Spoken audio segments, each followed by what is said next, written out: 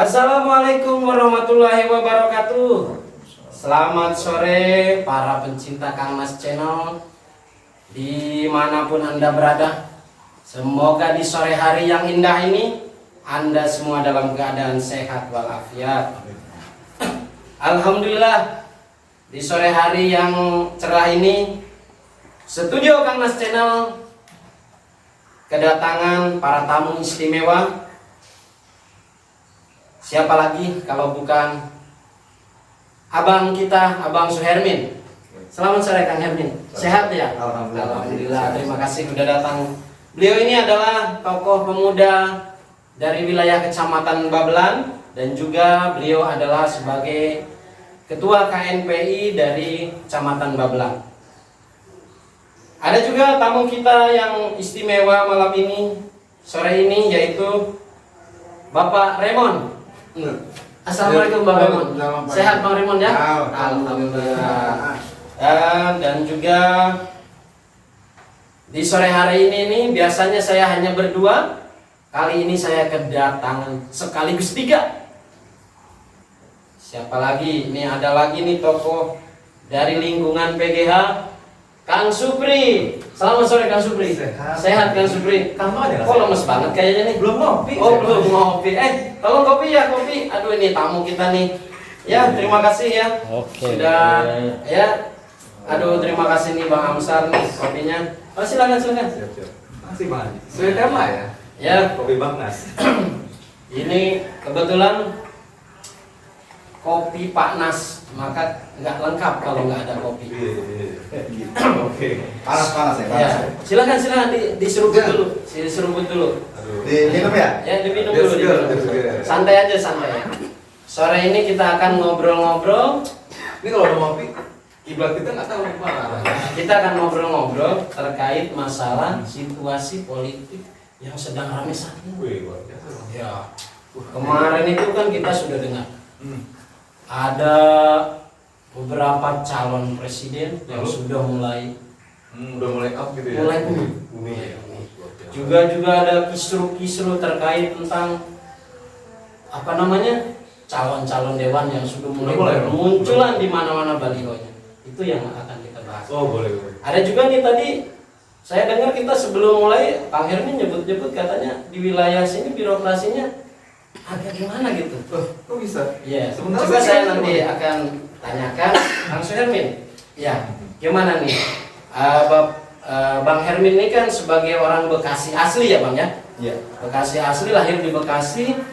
Terkait birokrasi di Bekasi ini bagaimana Kang Hermin? Kang apa Bang nih saya enaknya nih ya? Bang ya bang. Bang Hermin ya. Sesuai ya Bekasi enaknya bang. Ya Bang, gimana Bang? Nih ya kita kan terus terang nih ya, saya juga hijrah dari Jakarta. Bang Raymond juga dengar-dengar dari Jakarta juga ya? Dari Priok. Dari Priok. Kebetulan saya sama-sama dari Priok. Bang Supri juga bukan asli sini. Nah, Kang Hermin sebagai orang asli sini gimana nih Kang? Ngobrol-ngobrol di wilayah sini. Ya. Oke baik. Berbicara tentang birokrasi, memang kita amat sayangkan ya bang ya. Untuk saat ini birokrasi ini terlihat mempersulit. Yang pertama tentang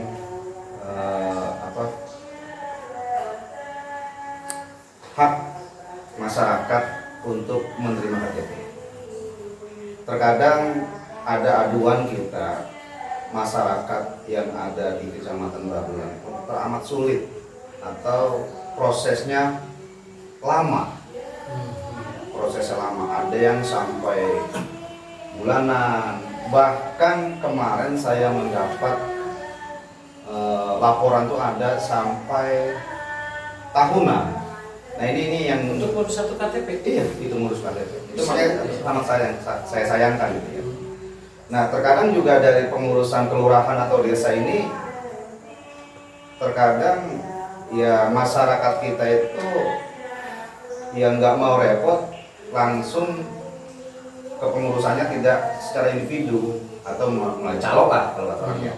Nah kadang dengan calo ini masyarakat kita itu ya dipatok harga, macam-macam lah, bervariasi gitu ya. Karena memang kesibukan masyarakat itu tidak mau repot dan tidak mau terlalu lama nunggu, akhirnya dia melakukan dengan tenaga orang. Nah disitulah akan menjamur kondisi-kondisi yang memang yang dimanfaatkan oleh oknum-oknum yang tidak bertanggung jawab. Yang kedua tentang birokrasi dalam tata ruang. Ya mungkin yang pertama Bang Nas dan Bang Raymond juga teman-teman yang di sini juga dapat melihat ya, di Kabupaten Bekasi ini terutama Babelan sudah menjamurnya pengusaha-pengusaha perumahan atau developer ya. Artinya tidak dipungkiri sudah menjamur developer-developer yang ada di Kecamatan Babelan maupun di utara. Nah, di sini banyak kasus-kasus sosial. Pertama tentang lapangan pekerjaannya yang memang masyarakat kita awalnya sebagai petani, ya, petani buruh yang mengelola lahan orang, dengan dijualnya lahan tersebut kepada pengusaha, ya, akhirnya hilanglah, ya, hilang mata pencarian mereka. Nah, di sini dengan hilangnya mata pencarian mereka akhirnya akan timbul permasalahan baru, yaitu lapangan pekerjaan. Nah, ini akan berdampak ke dalam ketertib ya, keamanan ya, karena memang susahnya lapangan pekerjaan saat ini ya, akhirnya berpikir yang tidak rasional, terkadang ya mencuri dan yang lain-lain lah dan sebagainya. Nah, di sini pemerintahan kami anggap tidak ada win-win solution dalam pencegahan permasalahan sosial ekonomi tersebut. Akhirnya menjamurlah pengangguran, meningkatnya kejahatan. Nah, yang akan berdampak ke aparat keamanan, contohnya polsek-polsek setempat gitu ya, akan menjadi sebuah permasalahan baru. Terus selain menjamurnya itu, terkadang dari pengusaha-pengusaha developer ini menabrak aturan-aturan yang sudah ditentukan atau aturan-aturan yang sudah ditetapkan oleh pemerintahan daerah. Nah, ini yang amat saya sayangkan, pengusaha-pengusaha yang nakal ini tetap berjalan. Contohnya tentang drainase. Aturan-aturan drainase dalam serapan air ini tidak dipikirkan dari pengusaha. Nah, ini akan menimbulkan di saat kita curah hujan tinggi akan mengakibatkan serapan air itu berkurang, akan timbul banjir. Di tahun 2022 kemarin, hampir 18 kecamatan yang ada di Kabupaten Bekasi ini tergenang banjir. Ini termasuk bencana alam yang luas, hampir 18. Nah, ini sebetulnya kalau kita perhatikan bukan cuma bencana, tapi ini adalah keteledoran pemerintah daerah yang tidak mengkaji ulang sejauh mana mereka itu memberikan izin para pengusaha dan mengatur tata ruang yang ada di Kabupaten Bekasi. Nah, ini yang saya amat sayangkan kemarin. Nah, sekarang mungkin kita sudah mengalami ya, termasuk mungkin Bang Raymond yang ada di utara mengalami ini kemarau yang cukup panjang. Nah, di saat kemarau ini kita lihat kali-kali yang ada di utara ini mengering. Ya betul Bang Raymond ya? Mengering. Nah, di saat kali mengering ini kita lihat sampah-sampah itu berserakan. Nah, mungkin bicara sampah lagi, ya yang bukan di kali saja, mungkin di saat Bang Ramon pergi ke Jakarta atau ke Bekasi, hampir di pinggir-pinggir jalan itu ramai sampah menumpuk. Ya mungkin Bang Nas juga ya, Bang Supri ya selaku tokoh yang ada di lingkungan, kita lihat sampah itu menumpuk di pinggir jalan. Nah, ini yang amat saya sayangkan, sampai saat ini tidak ada solusi untuk penanganan permasalahan sampah. Padahal kita di pemerintahan Kabupaten Bekasi sudah menyediakan TPS ya, tempat pembuangan TPA pembuangan akhir ya, sampah akhir itu di Burangkeng. Nah, dan salah satu dari perumahan ini mungkin yang menghasilkan sampah juga, contohnya masyarakat dari perumahan itu terkadang yang tidak buang di lingkungan dibuang sembarangan, para pedagang di pinggir jalan. Nah, disinilah terkadang kita perhatikan developer ini, ada developer yang tidak memikirkan sampahnya itu dikelola seperti apa. Terkadang dia hanya bekerja sama dengan pihak ketiga dipijak-petijakan. Nah, terkadang dari pihak ketiga ini tidak bekerja sama dengan dinas kebersihan. Makanya main buang sembarangan, pinggir jalan, di kali dan sebagainya. Nah, disinilah pemerintahan daerah dan pemerintahan setempat harus berpikir serius dalam menanggapi permasalahan sampah. Terus permasalahan banjir dan yang lain sebagainya. Disinilah birokrasi yang saya anggap di Kabupaten Bekasi ini semrawut. Nah, itu yang kita sayangkan dari birokrat-birokrat yang ada. Nah, terkadang ya mungkin sekarang zaman politik nih ya, artinya banyak para calon-calon dewan yang turun ke masyarakat, ya mengatakan inilah itulah A B sampai Z. Nah, ini mereka turun kembali padahal sudah 5 tahun ya, 5 tahun ya. Padahal dari 5 tahun 2000 berapa kemarin sebelum 2024 2019 mereka mencalonkan sebagai perwakilan rakyat. Dari 5 tahun tersebut ini yang kami perhatikan, para calon-calon dewan ini lebih cenderung memikirkan tim sukses dan proyek. Yang kita perhatikan, ini yang saya perhatikan ya. Saya tidak menjustis partai apapun ya, artinya yang sampai saat ini, di saat mereka 5 tahun ke belakang menjanjikan A sampai Z itu 3 tahun 4 tahun itu dilupakan. Nah, sekarang pas sekali lagi datangin ke masyarakat lagi di bawah gitu ya, artinya 5 tahun kemana gitu, cuman kasih sembako ya, bener dong ya. Artinya masyarakat tuh berpikir sebetulnya memang gimana ya tentang masyarakat kita. Jadi hanya memikirkan pragmatis gitu, tidak memikirkan ke depannya. 5 tahun ke depan bagaimana nasib kita, bagaimana nasib lingkungan masyarakat kita. Nah, inilah yang kita sayangkan seperti itu. Nah, makanya di musim politik ini kita ya, saya menghimbau ya, artinya memberikan sebuah edukasi kepada masyarakat kita yang sekitar. Artinya tolonglah perhatikan di mana calon-calon yang benar-benar itu memikirkan masyarakat, bukan hanya datang 1 tahun, 4 tahun ke depan udah hilang gitu. Tidak memikirkan nasib masyarakat bagaimana, lingkungan masyarakat bagaimana gitu. Itu yang kita harus kaji ulang kembali ya. Makanya saya amat sayangkan ya, dari antara legislatif dan yudikatif atau legislatif dan pejabat pemerintahan dengan pejabat legislatif atau DPRD ini harus sinkron.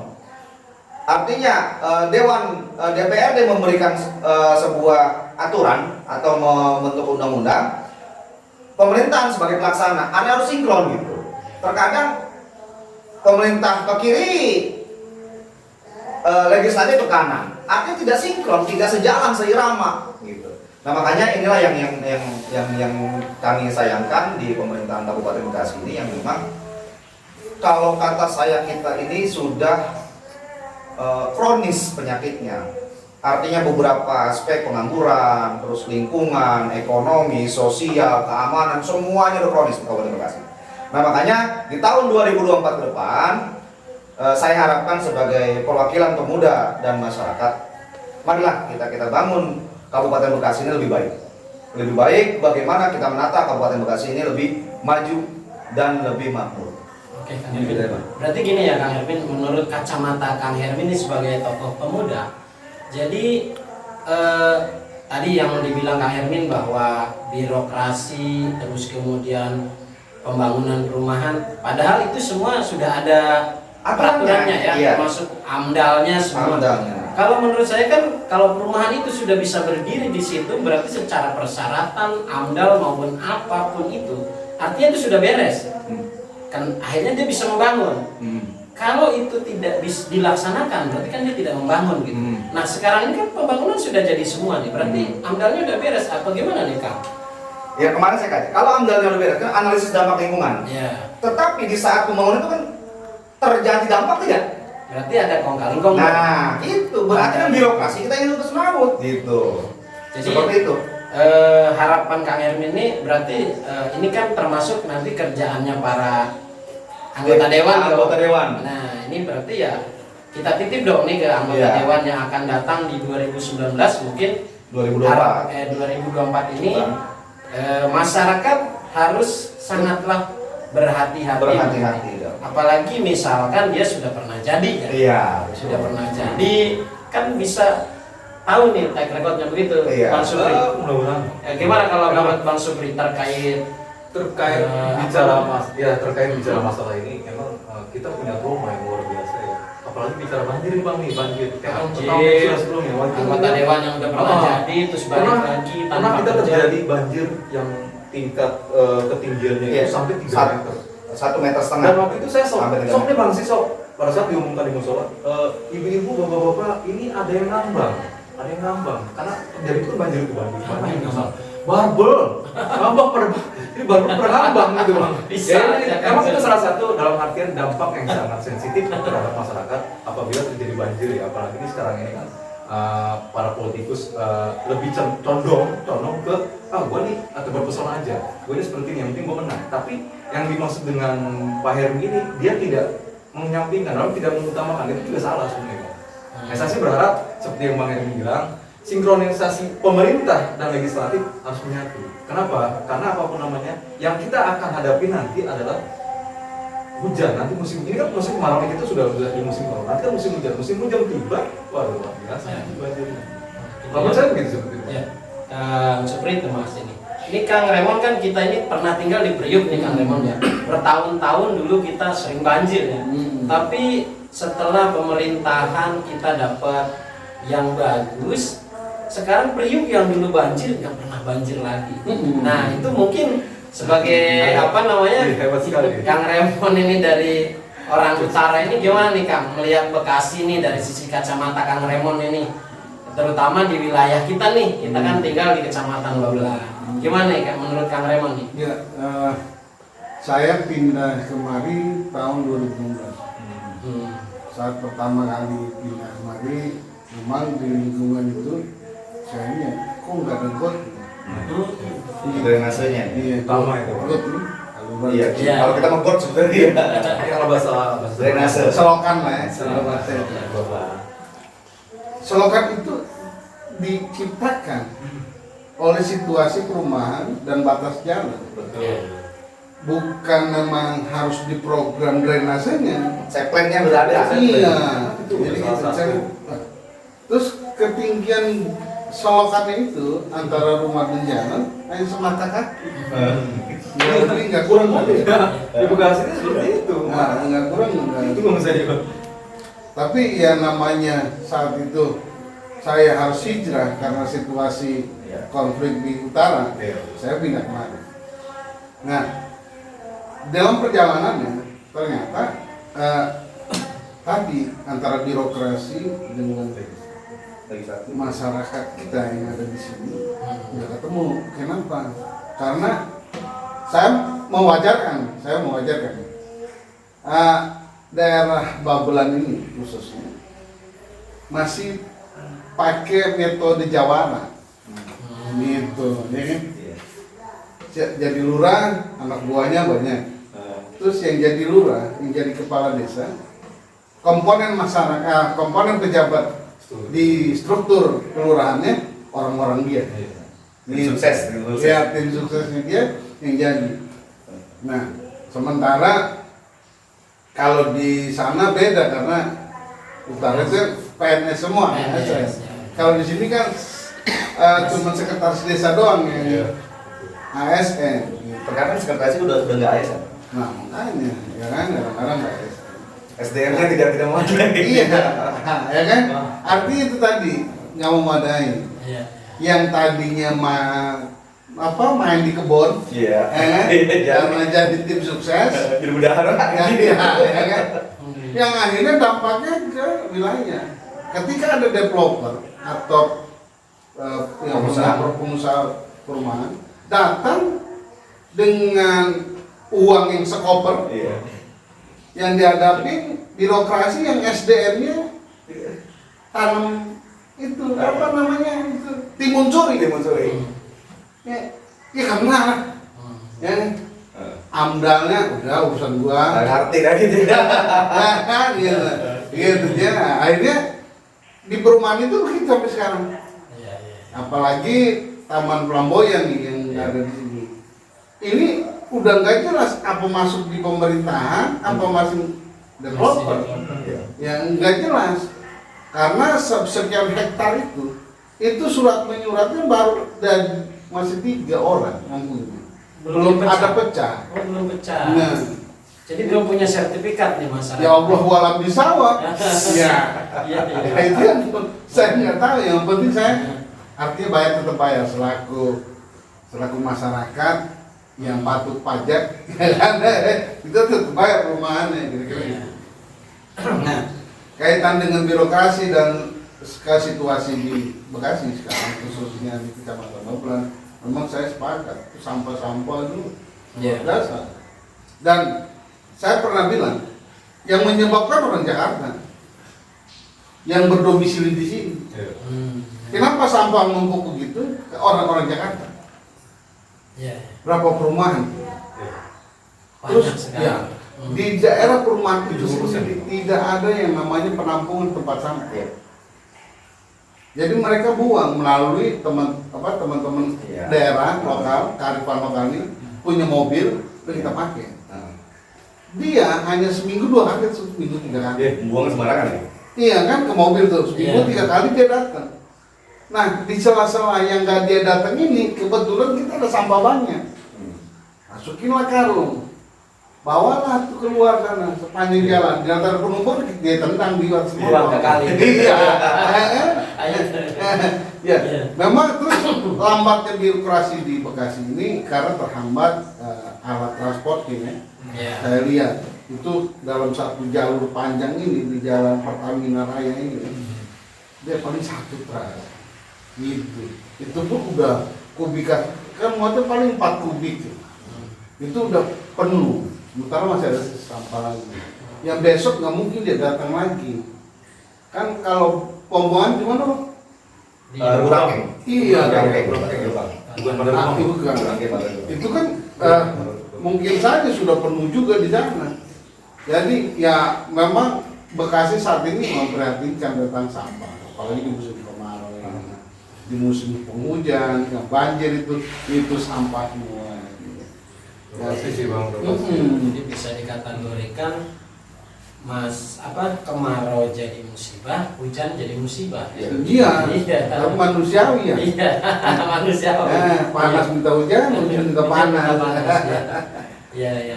Makasih. Ini seru juga nih. Sore ini kita berbicara terkait tentang birokrasi Wilayah Bekasi. Wilayah Bekasi ya. Tadi yang kalau kata ketua. Tapi tetap I love you Bekasi lah. Nah, Oh, iya. itu harus. Makanya kenapa kita berbicara tentang Bekasi? Karena kita cinta sama Bekasi. Iya. Jadi apa? Supaya obrolan kita di sore ini tuh bisa menjadi solusi. Dan kita harus merasa memiliki Betul. Bekasi. Iya. Kenapa? Karena kita udah tinggal di sini. Udah tinggal di Bekasi. Ini aja mejanya udah alay. Udah lihat di Bekasi. Iya. Oke, gitu ya. Para pencinta Kang Mas Channel, sore hari ini kita ngopi panas di studio mini Kamnas. Untuk itu kita nanti ada bincang-bincang juga terkait mengenai hajat besar di 2024. Ya, seperti saya tadi di awal sampaikan bahwa hiruk pikuk pemilihan calon legislatif tingkat kabupaten, tingkat provinsi, tingkat nasional dan juga presiden itu sudah marak. Kita lihat sepanjang jalan Babelan atau mau kita keluar sampai arah Jakarta sudah penuh dengan foto-foto caleg-caleg yang cari simpati. Nah itu, gimana nih menurut Kang Hermin? Tadi kan yang lalu-lalu katanya cuma datang 5 tahun sekali terus minta dipilih lagi. Nah ini kan Anda sebagai tokoh pemuda dan juga ketua KNPI mungkin ada pembinaan lah ke masyarakat atau ke lingkungan supaya seperti apa nih yang bisa dipilih sehingga kita tidak begini terus setiap pemilu, atau memang kita sudah terjebak dengan politik transaksional seperti itu sehingga si anggota dewan pun merasa saya udah lunas, saya udah bayar, apain lagi gitu kan, atau seperti itu. Tapi kan kita nggak mau seperti itu. Kita maunya sistem bernegara, sistem pemerintahan itu berjalan normal sehingga kita memilih orang-orang yang benar-benar nanti bisa bekerja untuk masyarakat, bukan dia hanya sekedar bekerja untuk menyikat proyek sana sini gitu kan. Ya itu. Nah, coba menurut dari kacamata Bang Hermin ini kira-kira edukasi seperti apa nih ke masyarakat supaya masyarakat hati-hati dalam memilih, jangan sampai memilih kucing dalam karung. Seperti itu Bang Hermin. Coba. Oke, baik, Bang Mas.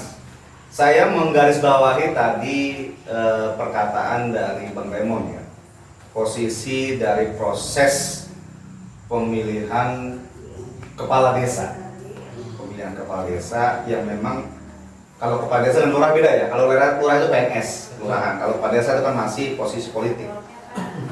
Nah, di saat kata Bang Raymond tuh pemilihan kepala desa itu kan banyak tim sukses. Yang dibilang tadi itu yang biasa macul, biasa di kebun, biasa nanam timusuri, jadi sekdes atau jadi perangkat desa lah yang harus mengetahui SDM-nya, sumber daya manusia yang benar-benar mumpuni. Karena dia nggak ngerti, udah gampang gitu ya, urusan gua gitu. Nah ini sama halnya seperti contohnya yang kita akan alami di 2024 besok.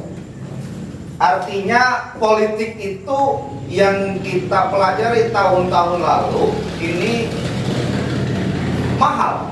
Kalau kata orang mahal politik. Memang benar politik itu perlu uang. Cuman ini sekarang kemarin saya sempat ngobrol-ngobrol ya sama beberapa calon-calon dewan atau calon DPRD baik kabupaten atau kabupaten kota atau provinsi. Mereka itu untuk DPRD kabupaten itu minimal sekali. Dia tuh harus punya anggaran itu hampir 2-3 M. Luar biasa. Luar biasa. Saya tanya, buat apa Bang sampai gede kayak gitu saya bilang. Kali itu mau tempe. Karena gini Bang katanya, kita kalau datang ke masyarakat, kalau kita ngobrol edukasi aja tanpa ada ninggalin sesuatu, katanya kita diomongin. Nah, inilah yang makanya menjadi miris bagi kita itu terhadap masyarakat Kabupaten Bekasi. Ya sebetulnya tidak 100% ya. Ini kita salahkan ke calon legislatif dan kita salahkan ke masyarakat. Mungkin edukasinya di saat masyarakat dulu kita ngomong dulu nih, bicara dulu. Di saat masyarakat benar-benar memilih beliau dengan sebuah konsep dan komitmen tanpa ada iming-iming atau anggaran-anggaran lain, beliau itu masyarakat itu merasa dihianati gitu, merasa dihianati oleh calon yang memang sebagai harapan mereka itu bisa membawa aspirasinya, ternyata seperti itu gitu, ternyata seperti itu. Nah akhirnya masyarakat berpikir, besok-besok gue mah bagaimana yang bawa duit aja. Terkadang gitu ya, terkadang gitu. Iya. Jadi berpikirnya kekecewaan, akhirnya terbentuklah sifat pragmatis gitu. Ya pasti. Iya, sifat pragmatis sesaat gitu. Tanpa uang tembak atau tanpa uang ini gue mah kagak mau milih begitu. Karena mungkin awalnya seperti itu gitu.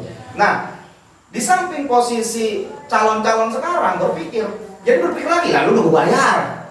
Nah, udah gue bayar, gue udah ya 50.000 atau 100.000 ya, gue ngeluarin kursi dewan kok pakai duit gitu. Nah inilah yang kita sayangkan ya, pakai duit. Sekarang terserah gua mau aspirasi mana kayak maintain. Nah, jadi berpikir penyerapannya bukan penyerapan aspirasi masyarakat, jadi penyerapan bagaimana APBD, bagaimana APBD ini bisa terserap, tim gue ini bisa makan gitu, atau gue ini bisa beli sesuatu dari APBD yang gue serap. Nah, inilah yang kita sayangkan. Artinya dia mengesampingkan aspirasi-aspirasi yang harus dia bawa gitu di parlemen. Nah, inilah yang ingin kita sayangkan. Nah, makanya ini sempat kemarin ya ada beberapa kasus mungkin di Kecamatan Babelan tentang ya kita kembali ke perumahan. Artinya di saat ada kasus tersebut, ini para anggota-anggota legislatif ini kayak tutup kuping dan tidak menindaklanjuti, contohnya tentang pengusaha-pengusaha developer yang nakal, ya tanpa menjamunya developer yang semua aturan-aturannya dilabrak, semua TPU, TPS-nya gitu. Ini sebetulnya kasus ini sudah lama gitu. Cuman anggota-anggota legislatif ini apa tidak dengar atau tidak tahu atau belaga-belaga tidak dengar atau belaga-belaga tidak tahu. Nah, inilah. Contohnya pernah terjadi dulu ada masyarakat perumahan kan. Artinya mereka itu yang namanya perumahan kan sudah dijamin ya, sudah aturan dari pemerintahan. Ada TPU-nya, tempat pemakaman umum, ada TPS-nya. TPU-nya di saat meninggal berarti ada TPU, di mana TPU-nya? Nah, sekarang saya tanya Bang Supri. Sebagai warga PGH, Bang Supri udah tahu nggak TPU-nya perumahan PGH di mana? Belum. Nah, terus Bang Raymond di perumahan Pelamboyan sudah tahu nggak TPU-nya di mana? Belum. Nah, inilah yang menjadi birokrasi yang di Kabupaten Bekasi ini, saya bilang pernah semrawut tadi. Ya, di saat saya komunikasi, dulu saya pernah di tahun 2021 bersama rekan-rekan pemuda ya KMP Internal Babelan mendatangi sebuah kantor developer. Saya katakan, Bang, saya bilang, Pak, mohon maaf, saya bilang, dalam Bapak usaha di sini ada beberapa persyaratan yang harus Bapak penuhi. Yang pertama TPU dan TPS. Saya tanya TPU-nya di mana, TPS di mana? Dia ngomong TPU sudah bekerjasama dengan pihak setempat, kearifan lokal, entah itu anak-anak muda atau tentang ya organisasi-organisasi lain yang berpartner dengan developer. Yang kedua TPU-nya, di mana TPU-nya? Lah saya itu sudah serahkan ke pemerintahan daerah. Nah ini saya komunikasi dengan pemerintahan, akhirnya ada yang dikatakan contohnya ini untuk PGH 3 itu kalau tidak salah dulu TPU-nya di Tarumajaya. Nah, pas saya cross check itu rawa. Itu rawa masih. Artinya masih air sedengkul. Saya bilang ini mayat diapung, dianyutin atau gimana gitu yang pertama. Yang kedua ada lagi perumahan yang di Kedung Pengawas. Di Kedung Pengawas TPU-nya ada di Tambelang. Nah, ini kabupaten. Nah, terus ada di Babelan TPU-nya tidak ada. Atau ada yang katanya di Muara. Nah, komunikasi ke Muara dibawa ceritanya. Tuh mayit tuh almarhum dibawa ke Muara. Ternyata TPU di Muara itu belum siap, air masih rendah. Nah, dari pemerintahan desa kan menolak. Ini orang mau nganyut gitu ya. Akhirnya dibawa pulang kembali tuh mayit. Akhirnya dimakamkan di kota Bekasi. Nah, berarti hak konsumen ini kan tidak terpenuhi. Nah, disinilah sebetulnya dewan ini yang harus menyikapi permasalahan. Sebetulnya saya nggak yakin kalau dewan ini nggak paham. Rata-rata kebanyakan yang saya perhatikan dewan kemarin jadi orang perumahan. Kalau nggak salah gitu, ada beberapa dewan legislatif itu orang perumahan. Ya mustahil dia nggak tahu gitu. Nah disinilah yang harus sebetulnya antara legislatif dengan yudikatif atau pemerintahan dengan dewan ini harus seirama gitu. Jangan mengecampingkan kepentingan umum dibanding kepentingan pribadi gitu. Nah ini kan miris kalau kita tidak terjadi seperti ini gitu. Nah ini sudah kronis saya bilang. Di Kabupaten Bekasi sudah kronis berbicara ini. Selain ada timbul lagi permasalahan-permasalahan yang tadi dibilang Bang Sugeng itu banjir. Ya. Mungkin belum pernah. Ya saya waktu itu saat posisi di tahun 2020 karena mungkin Bang Raymond tahun 2016 teman-teman ya. Iya. 2016. Berarti tahun 2020 beliau itu pernah sepinggang. Ya Bang ya? Iya, sepalah. Saya pernah waktu itu cross check lapangan bersama teman-teman di perapatan daerah utara Bunibakti itu sepinggang. Nih, sepinggang itu banjir. Itu terbesar di tahun 2020 itu. Saya kaget itu sampai saya nggak bisa, motor saya tidak bisa berjalan, akhirnya ditahan juga mobil. Nah ini seharusnya di tahun 2020, 2021 terjadi 2022 kemarin 18 kecamatan terkena. Nah seharusnya pemerintah berpikir, bukan cuma, mohon maaf ya, bukan cuma ini pemerintah datang ke desa, datang ke masyarakat ngasih mie sebungkus, ngasih mie 3 bungkus atau sedus, beres. Seharusnya bukan itu yang diharapkan itu bukan itu pemerintah gitu. Nah makanya yang saya sayangkan seperti itu. Ini terus dewan ini ngasih 100 dus, dewan ini ngasih 10 dus, perusahaan ini ngasih 50 dus. Perusahaan dewan semua berpikir udah sesaat banjir, padahal besok saya yakin akan mengalami kita banjir. Betul gak Bang? Betul. Ya. Tidak menutup kemungkinan besok kita banjir. Karena memang setiap tahun, betul nggak Bang? Setiap tahun 2020, 2021, 2022, kemarin 22 menjalar 18 kecamatan. Berarti ini pemerintahan udah jolim sama masyarakat. Artinya di saat tahun-tahun kemarin kemana bukan jangan cuma mengumandangkan pencitraan gitu, datang ke sana cuma datang doang tapi tidak ada solusi. Berapa kali Bupati Bekasi, sekarang PJ, berapa kali tahun 2021 kemarin datang ke Bunibakti? Benar nggak Pak? Ada nggak jalan atau solusi dalam penanganannya? Kali udah dangkal, sampah numpuk. Benar nggak Bang? Betul Bang. Nah inilah yang saya katakan. Tadi mungkin kalau kata Bang Raymond ini sekarang pejabat-pejabat itu jawara ada gitu. Ya artinya kan kalau bisa cara jawara yang namanya jawara zaman kita mau Betawi ya. Yang harus melindungi warga, melindungi masyarakat kecil gitu. Jadi karena jawara itu melindungi masyarakat, bukan jawara yang memang untuk kepentingan individu, kepentingan kelompok. Makanya berapa kali PJ ini datang ke utara tapi tidak ada solusi-solusi yang terjadi di daerah utara Babelan. Cuman datang bawa berapa bantuan itu udah akhirnya dilupakan begitu saja. Bagaimana nanti 2024 atau 2000 lah nggak seperti itu waktu ini 2024 mana beliau pemerintahan dalam menangani. Jangan berpikir sekarang kagak banjir, sekarang kemarau karena air gitu ya. Bener nggak Bang? Ya Bang ya, karena air kita disuk karena kemarau, besok banjir mie sembako. Jadi kita itu ibaratnya masyarakat penyapir atau masyarakat yang disumbang. Betul nggak Bang? Jadi identiknya kita disumbang mulu gitu. Setiap ada bencana disumbang. Bukan melakukan pembenahan di tata ruang. Nah ini yang pola pikir pemerintahan itu yang saya perhatikan seperti itu. Begitu. Nah makanya di tahun 2024 saya harapkan masyarakat itu lebih jeli. Di mana posisi para wakil-wakil rakyat yang membawa aspirasi masyarakat untuk membenahi sosial ekonomi yang ada di wilayah kita masing-masing. Ya khususnya di Babelan, umumnya di Kabupaten Bekasi. Artinya jangan tergiur dengan pola-pola pragmatis.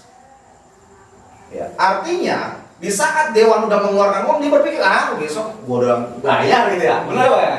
Ya, udah bayar gitu ya, gitu. Besok bagaimana aja gitu. Yang penting gua udah bayar, suara gua banyak, gua jadi kursi gua bayar, bukan gitu. Ya artinya memang politik perlu uang. Cuman jangan sampai 100% seperti itu ya Bang Ramon ya. Yang kita sayangkan pada saat bantuan dia memberikan mie yang kan kalau banjir itu kan sering memberikan begitu. Iya, betul. Kadang 5 biji atau 1 dus. Yang saya sayangkan pada saat itu kenapa rasanya rasa soto? Kenapa nggak mie goreng? Kenapa nggak mie kari gitu? Makanya saya nawar, kok rasa soto? Saya bilang mie goreng nggak ada. Iya, gitu. Nah itu yang saya sayangkan. Kenapa ini variasi cuma gitu aja gitu. Iya. Mohon untuk kedepannya nanti untuk bantuan mie ya variasinya banyak. Nanti mau sumbang terus aja ya. Biasa ya. Kalau saya berharap seperti itu. Ya makanya ya saya harapkan ya untuk masyarakat Bekasi ini terutama yang saya harapkan mungkin yang mendengar nanti hasil dari wawancara diskusi kita baik dari pemerintahan daerah terutama Kabupaten Bekasi maupun pemerintahan pusat dan mungkin para calon-calon legislatif ke depannya harapan saya cobalah ayo kita bangun daerah kita, wilayah kita ini untuk ke depan. Artinya Indonesia maju, Indonesia yang sejahtera untuk masyarakat, bukan sejahtera untuk para kelompok-kelompoknya gitu ya. Artinya kita ini bukan tipe masyarakat yang harus dikasih. Kita jas merah ya, jangan lupa kan sejarah. Kita ini merdeka Indonesia ini bukan hasil dikasih loh, benar nggak Bang Raymond ya?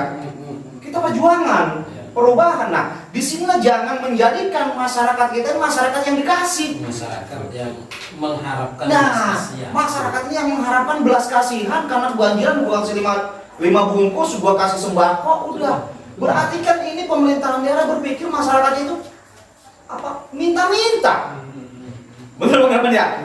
Jadi jangan berpikir begitu pemerintahan daerah gitu. Ayolah berpikir bagaimana kita itu mencari win-win solution, menyelesaikan permasalahan-permasalahan yang ada di masyarakat bawah. Dan Dewan DPRD yang besok mencalonkan diri, cobalah berpikir lebih kooperatif terhadap masyarakat. Jangan berpikir, gua udah bayar, gua besok ada duit. Nah, jangan berpikir begitu gitu. Seperti itu Bang. Ya, betul. Tadi cukup panjang lebar ya Bang Hermin dari tokoh pemuda ini. Beliau ini sangat paham sekali ya wilayah Bekasi karena memang beliau asli orang sini. Itulah kacamata politik yang ada di wilayah Kecamatan Babelan ini ya. Mungkin di daerah-daerah lain juga nggak beda kali ya. Itu nggak beda. Daerah lain nggak beda. Itulah yang memang kita dari unsur yang masyarakat yang paling bawah harus mulai sadar politik, sehingga tadi bilang itu kita jangan hanya tergiur oleh Indomie atau amplop lah atau apa, kemudian dia serangan pajak gitu. Kita melupakan bahwa di tangan mereka lah perubahan yang akan terjadi di kota kita, di wilayah kita. Di tangan mereka lah nasib-nasib kita itu. Jadi jangan sampai kita menitipkan suara atau aspirasi kepada yang salah gitu. Ya, begitu Bang Raymond ya. Coba dari Bang Raymond ini kan lebih senior ya dari kita. Tokoh tua beliau. Kalau kita kan tokoh milenial, tokoh kolonial. Beliau ya ada pahit gitu kan beliau dari utara ya jangan ke utara gitu ya. Ke utara lagi gitu. Ke Bekasi Utara. Iya, Bekasi Utara. Ini Bang Raymond nih. Dari kacamata Bang Raymond nih. Iya, sebelumnya kalau saya Babelan itu saya mendefinisikan 2 suku kata. Babe dan Lan. Babe itu orang tua. Nah, saya mengasumsikan bahwa orang tua itu orang tua yang patuh, yang kita takutin. Dengan jurus kekiriannya ya jawara lah. Land itu tanah. Jadi memang tanah para jawara, ya kan? Orang-orang tua dulu. Tanah punya babe lah ya. Ya. Terus saya juga dapat dari masyarakat setempat saat itu, karena saya pernah agak selisih paham di perumahan. Nah, masyarakat yang asli sini bilang, Bang, abang kalau mau aman di sini, ikutin aja aturan di sini. Ya. Ya, saya dengan bahasa Bekasi saya bilang, lu aja kali gua mau enggak. Karena saya dari Priuk itu dibekali ilmu. Bekal ilmu saya adalah di mana bumi dipijak, di situ langit dijunjung. Ketika saya harus di Babelan, maka saya harus membangun kota Babelan, khususnya perumahan saya. Gitu. Tanpa ada intervensi dari siapapun. Nah, terus saya juga pernah dengar bahwa seorang lurah bisa memindahkan pejabat, seorang kepala desa, memindahkan seorang pejabat hanya karena pejabat itu tidak sepemahaman dengan seorang kepala desa. Artinya kuat sekali, bro. Bagaimana seorang pejabat BUMN bisa dipindahkan? Ya ini sama seorang kepala desa, ya entahlah masalah apa, masyarakat seperti itu. Nah, saya menganggap bahwa seorang legislatif yang hari ini tahun 2024 besok dia akan melaksanakan hajatnya, kita ikut pestanya. Karena ini pesta kita, dia ikut. Tapi ini sekarang enggak, kita yang ikut dia. Itu dia. Iya, kemarin tadi bang, ada jokinya. Terbalik ini dunia. Ada joki, ada beras, ada gula. Iya. Jadi bukan pesta rakyat gitu ya. Tembakau. Karena anggarannya dari legislatif. Rakyat yang ikut pesta. Nah, saya melihat ada beberapa yang bukan saya kenal, artinya saya tahu orang itu dari beberapa partai. Orang itu menjabat di DPRD, punya adik atau kakak kepala desa, punya teman kepala desa, punya teman kepala desa. Nah, sementara kepala desa di sini bisa menentukan, Pak, bisa menentukan. Iya, saya itu bisa jadi orang top kalau dekat dengan kepala desa. Saya tidak ada manfaatnya di satu desa ketika kepala desa nggak negur saya. Ya, ini di sini, di sini yang saya lihat seperti itu. Gitu. Jadi anggota legislatif nggak bisa mengintervensi kegiatan kepala desa. Kenapa? Karena tidak ada garis yang harus seperti itu. Kalau di Jakarta, ketika DPRD dengan legislatif dengan eksekutif harus sejalan. Ada jalurnya. Seperti dia, jalurnya lurus ya. Ketika seorang wali kota berbuat melenceng ke bawah, DPRD bisa negur gubernur, dan gubernur bisa negur wali kota, dan seterusnya sampai camat dan lurah. Tapi kalau di sini enggak, karena ini dipilih masyarakat, terputus. Yang ada hubungannya antara ASN desa, ASN kecamatan, ASN kabupaten atau kota, itu yang ada kaitannya. Nah, kalau nggak ada, putus, nggak ada. Sementara di sini lagi legislatifnya ada yang namanya provinsi, ada yang namanya kota, kabupaten kota, ada yang namanya provinsi. Tuh, ini kota tugasnya apa? Karena kita nggak tahu. Provinsi tugasnya apa? Kan ada dua yang berjenjang. Mau sama-sama lapor ke pusat, bukan hierarki kemari, tapi sama-sama ini jalur. Iya, ini nggak bisa ngerecokin ini ke bawah, provinsi nggak bisa ngerecokin ke bawah, ini nggak bisa naik atas. Iya, ini berhubungan sama gubernur provinsi, ini hubungannya sama kabupaten, bupati atau wali kota. Udah putus. Nah, wali kota dan kabupaten dan gubernur inilah yang bisa berkomunikasi, tapi bukan hierarki. Karena wali kota kabupaten bukan ditunjuk oleh gubernur, melalui pemilihan. Inilah yang saya bilang minusnya dari otonomi daerah. Iya, kan semua kegiatan itu ada plus minus. Tapi minusnya kalau bagi saya ini, ya saya rasa saya mengalami beberapa orde baru, orde reformasi yang dari sekarang dan berapa 7 presiden. Saya lihat, ya bukan saya membanggakan, artinya kalau dibandingin dengan kayaknya akan jawab apa? Jelas, kursinya jelas, mangkoknya jelas, gelasnya jelas. Seorang ketua umum KNPI udah pasti kursinya Menpora. Iya. Seorang kasat itu pasti Menteri Dalam Negeri.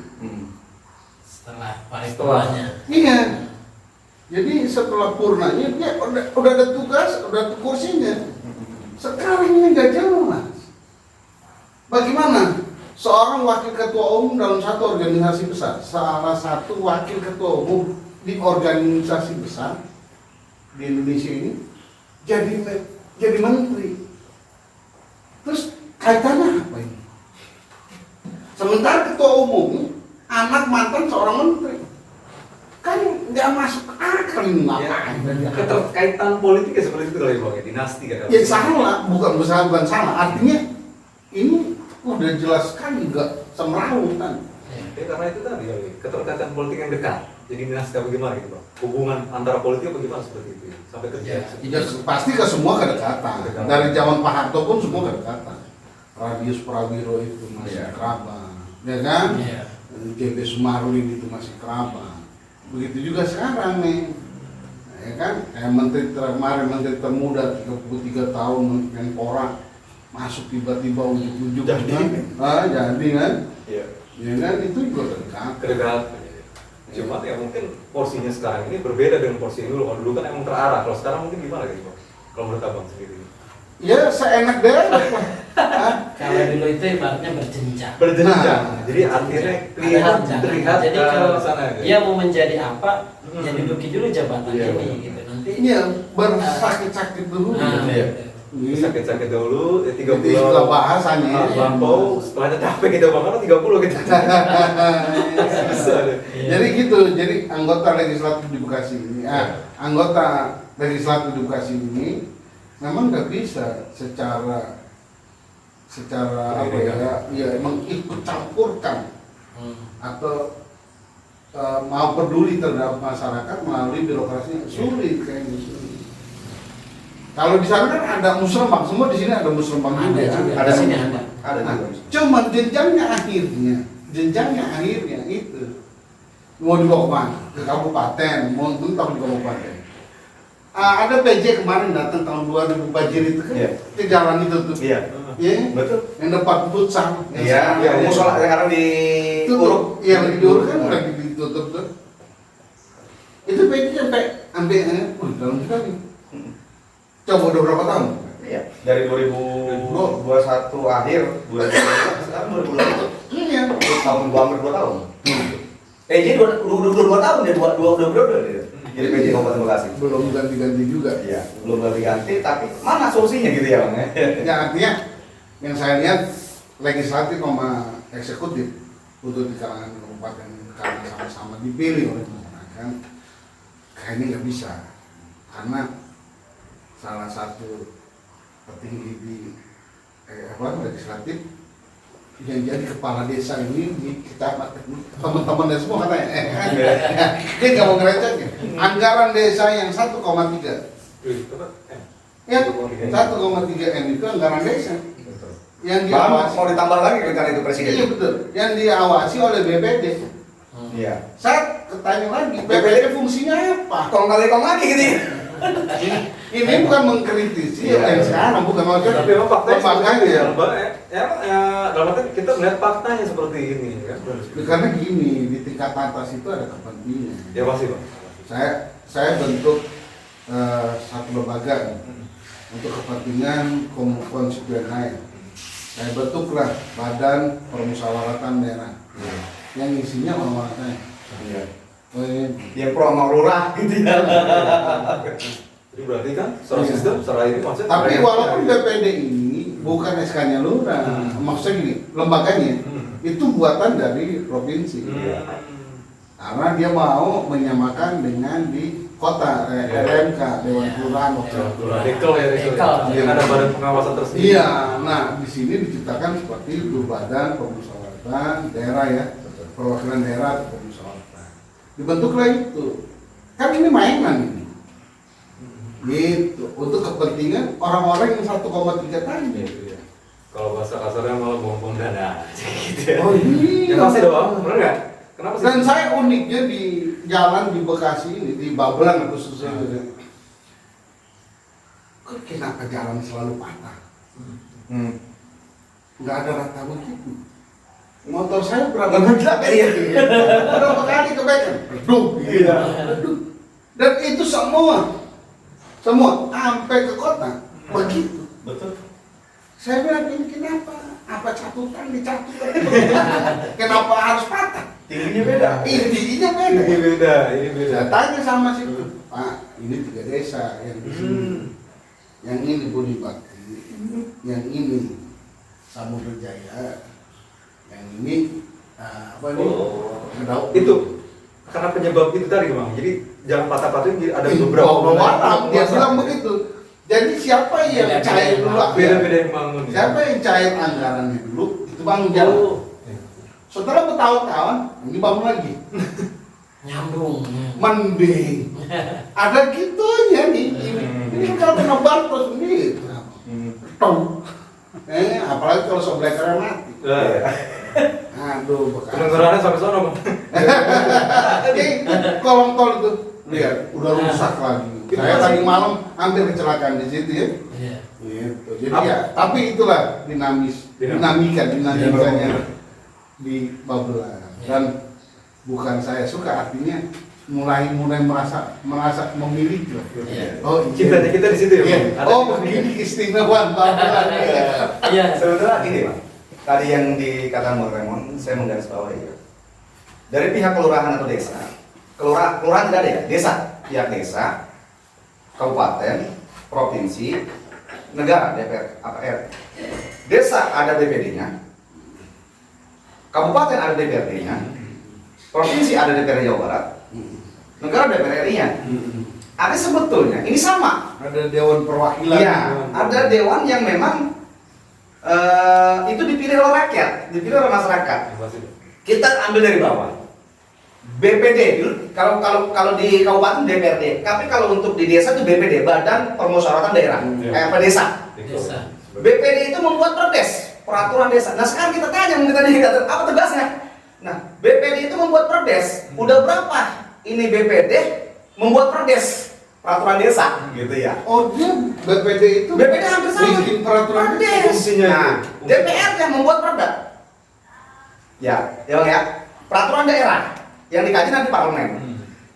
Terkadang, ya mohon maaf ya, BPD membuat perdes untuk melindungi kroninya, artinya pemerintahan desanya. DPRD yang membuat perda melindungi kroninya juga, artinya peraturan desa, peraturan daerah adalah peraturan yang akan dilanggar gitu. Benar nggak Bang?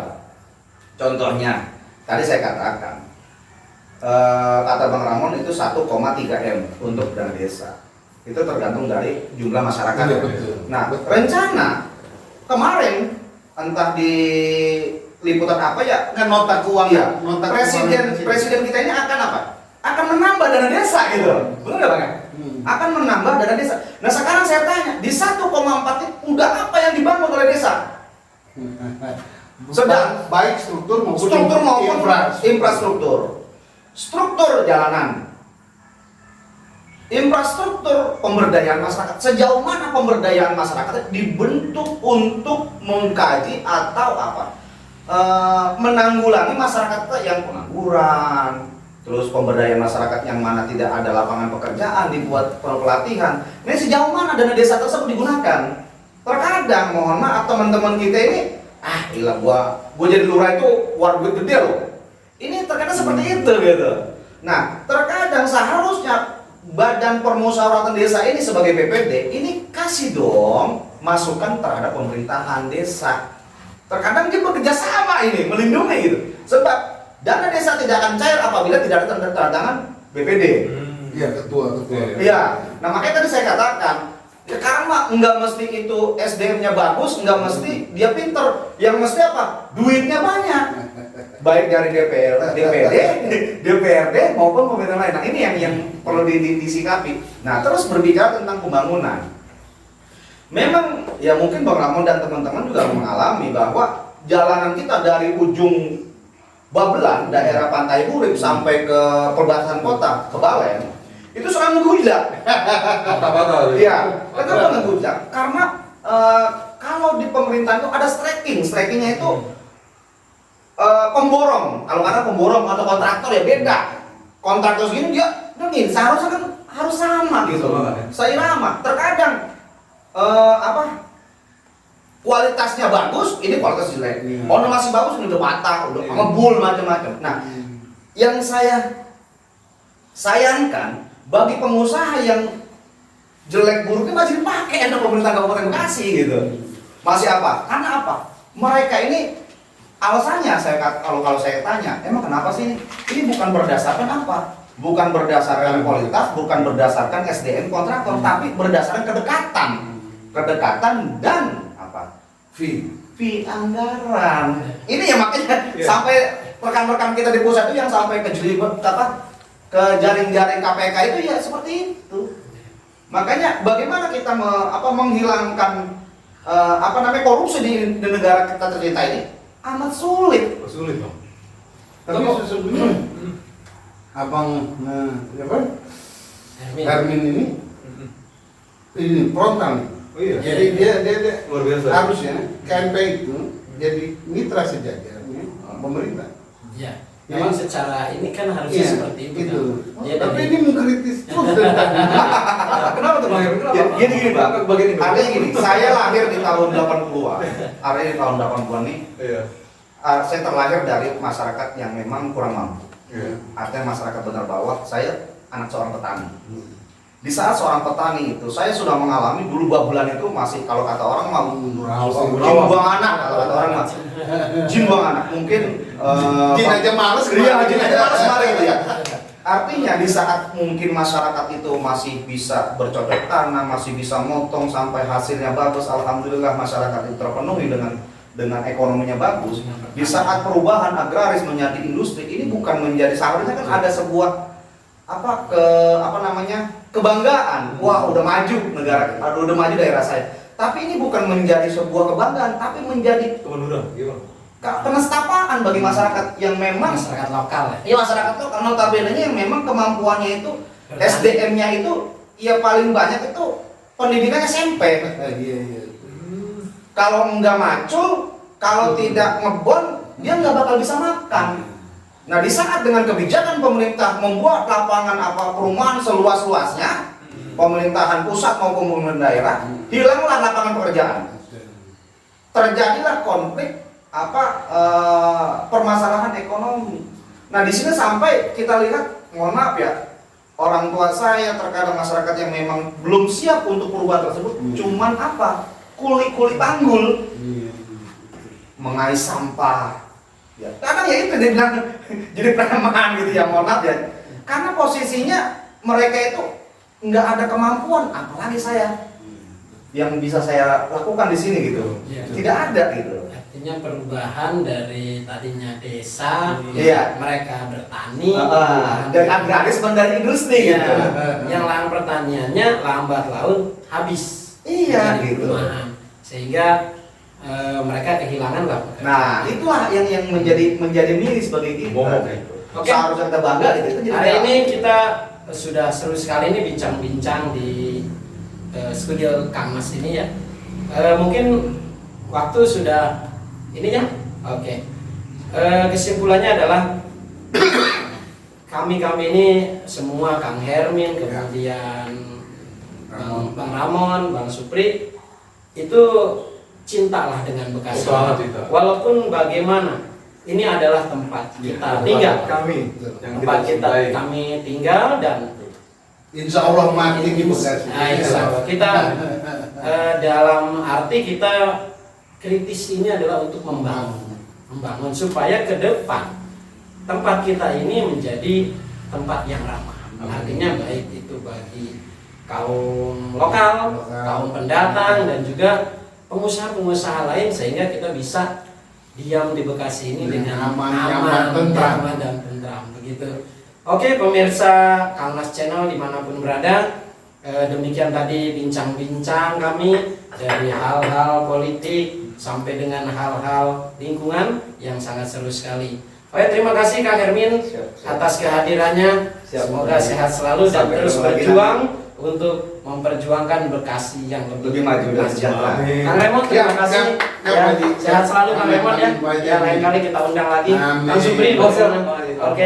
Oke, assalamualaikum warahmatullahi wabarakatuh. Para pencinta Kang Mas Channel dimanapun Anda berada, semoga Anda selalu sehat. Jangan lupa subscribe, like, and comment ke Kang Mas Channel. Kopi panas, mantap.